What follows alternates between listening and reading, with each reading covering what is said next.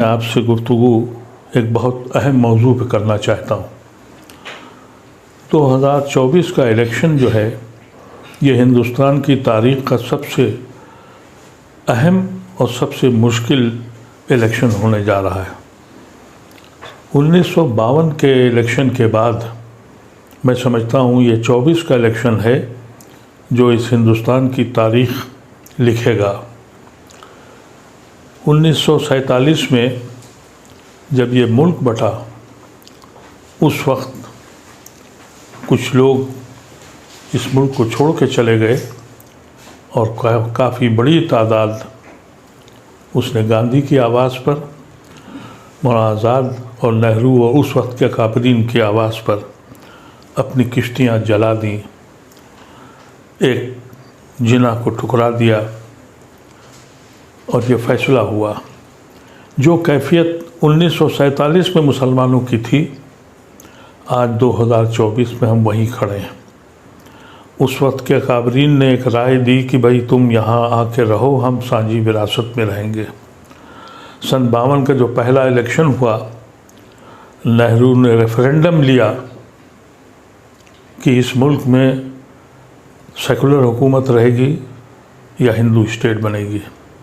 उस वक्त की आवाम ने यह फ़ैसला किया और हिंदुस्तान के मुसलमानों को भी मसर्रत हुई कि उनका फ़ैसला सही था।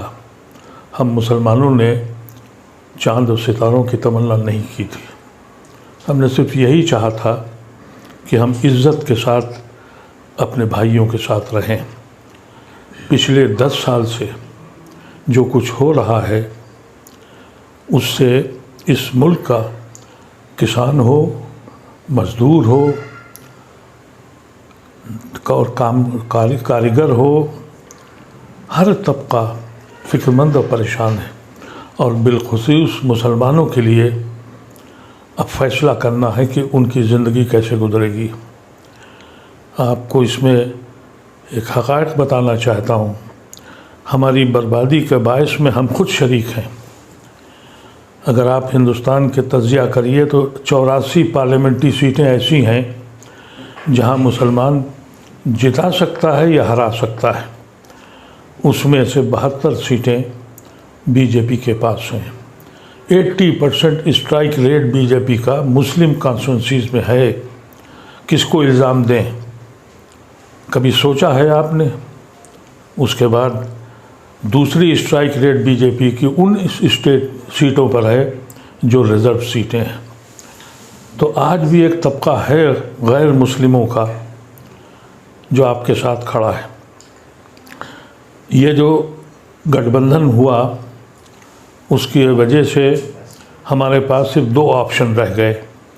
एक ऑप्शन ये है कि अगर हमें इस मुल्क को बचाना है और इस मुल्क से हमारा ताल्लुक़ यहाँ के आइन और संविधान से है, एक तबका खड़ा हुआ है कि हम संविधान बना बचाएंगे और दूसरा तबका ये कहता है कि हम संविधान बदलेंगे।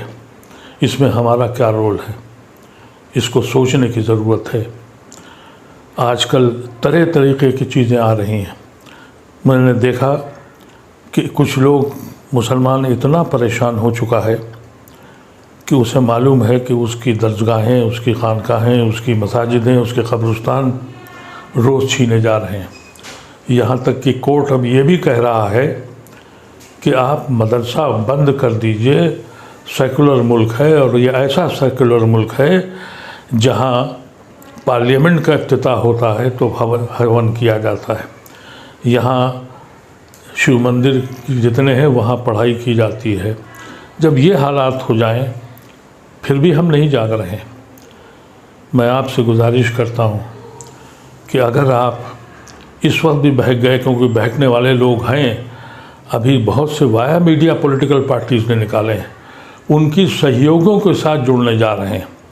कहते हैं कि ये फला सहयोगी जो है उसके साथ हम जा रहे हैं, यानी मुस्लिम वोट को बांटने जा रहे हैं।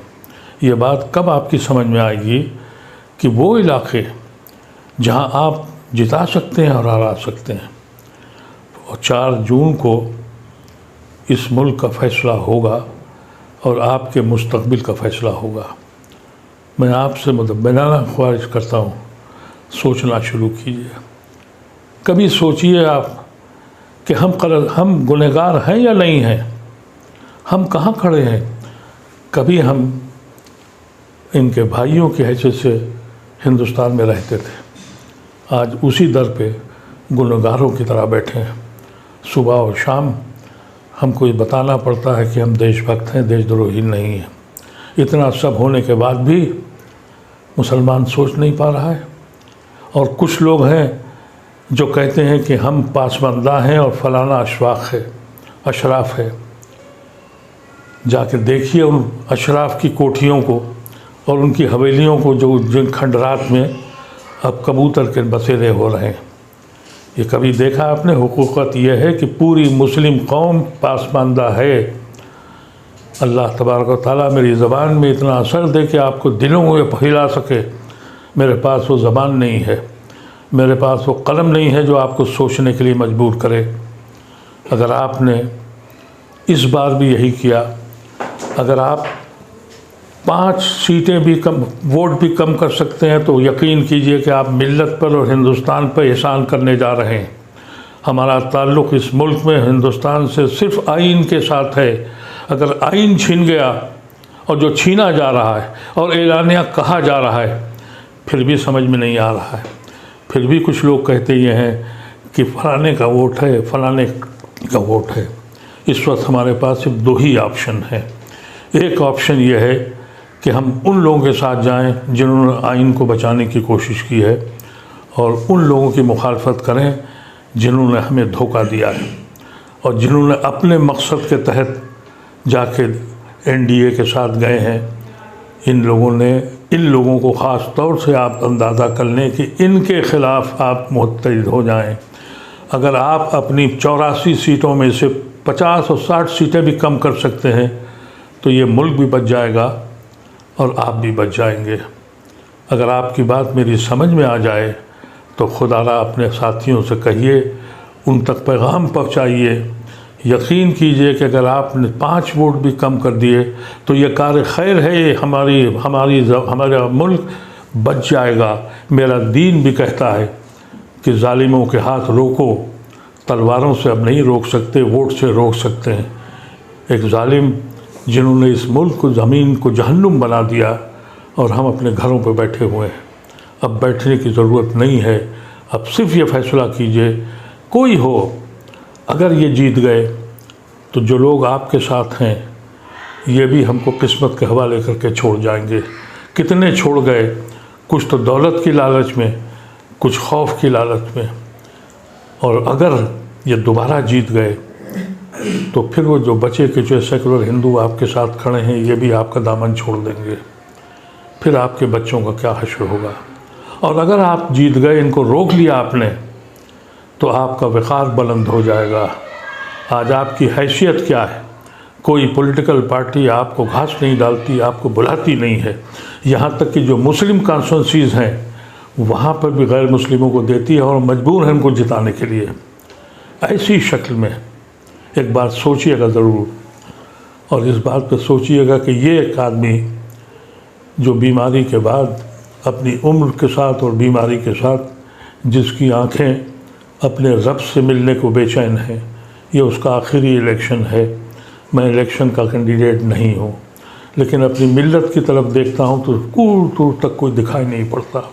सारे इख्तलाफात छोड़ दीजिए, सारी जमातें छोड़ दीजिए, अशराफ और पासमानदा छोड़ दीजिए। सिर्फ़ एक फ़ैसला कीजिए कि इस मुल्क के कानून को, इस मुल्क के आइन को बचा लीजिए। हमारे बुज़ुर्गों ने इसी आइन की रोशनी में हमने अपने मुल्क को, एक मुस्लिम मुल्क को छोड़ दिया था। इतना सोचना ज़रूरी है। बहुत बहुत शुक्रिया। अगर आप मेरी आवाज़ से आप मुतमईन हो तो खुदारा अपने आवाज़ को दूसरों तक पहुंचा दीजिए, और इस पर सोचिएगा, सोचिए और फ़िक्र कीजिए और अमल कीजिए। बहुत बहुत शुक्रिया।